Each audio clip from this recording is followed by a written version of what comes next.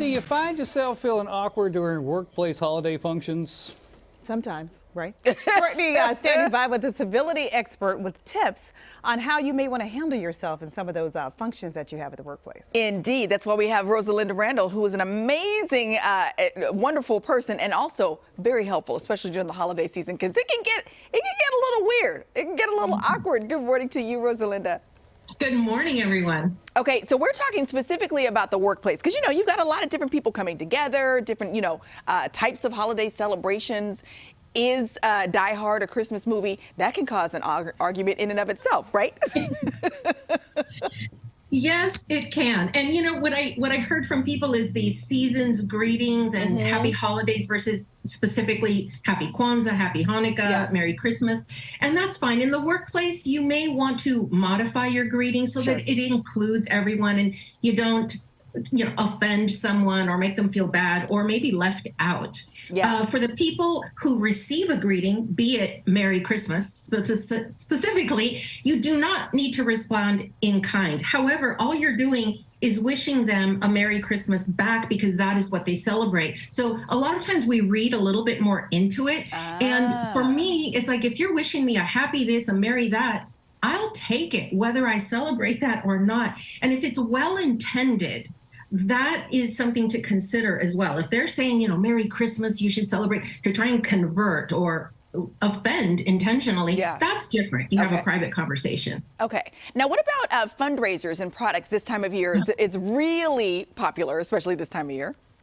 Yes. And it's not always, to help little Mabel or Johnny, with the school thing. Sometimes it's people who have a side thing going on and they're selling some products or essential oils or whatever. First of all, check with the company policy. And I want to say before I forget, for bosses and managers, whether the company policy states or not, try to avoid selling to your subordinates. They will feel obligated. Now, if you happen to have it in your office and they walk in and go, ooh, what's that? That's completely different. And you do not have to explain. That's the one thing people don't say, oh, I'm kind of short on money. I'll give you a discount. I mean, it can go on forever. So just say, oh, no, thank you. But hey, good luck with that. Looks great. And move on. Okay. Everybody, not everybody. A lot of people like to participate in Secret Santa, but not everybody wants to participate. And sometimes it feels, again, an obligation when there's a Secret Santa thing that's happening in the workplace. What do you do?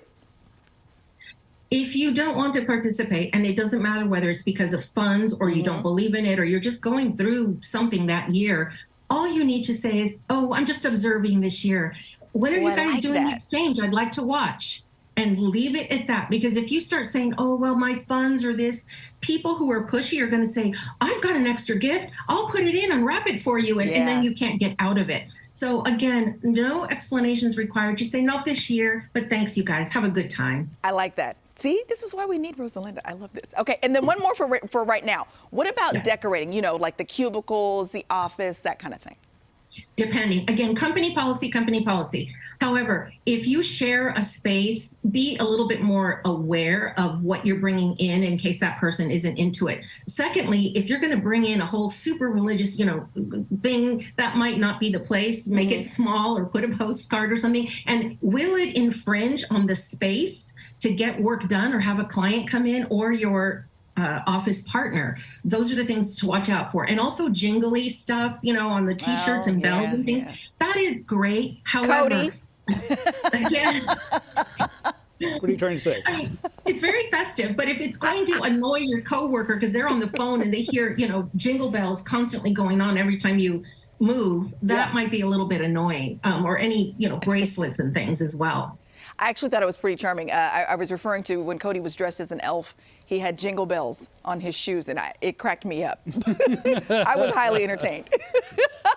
Very cute. It's Rosalinda Randall, our civility expert, also the author of Don't Burp in the Boardroom. We're going to link all the details to our website, gooddaysacramento.com, under show info and today's date. But stick around, though, because coming up later on this hour, we're talking about some other, workplace situations, including party blunders. That's going to be good. Good one. All right. We'll see you in just a bit. Thank you.